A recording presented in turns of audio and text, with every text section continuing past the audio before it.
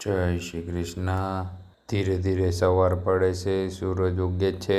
આજે વરસાદનો હતો વિરામ અને હું પહોંચી ગયો જીમમાં। આજે મારે વર્કઆઉટમાં લેગ મારવાના હતા।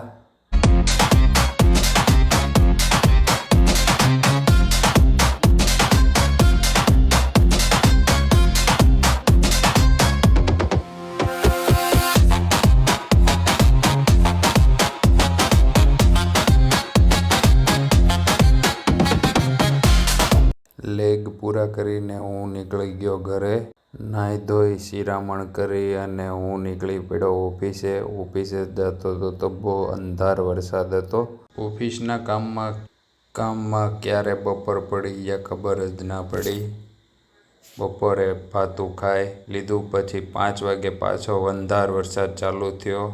પછી સાંજે બધું કામ પતાવી અને હું નીકળી ગયો ઘરે। વાળું પાણી કરીને સૂઈ ગયો।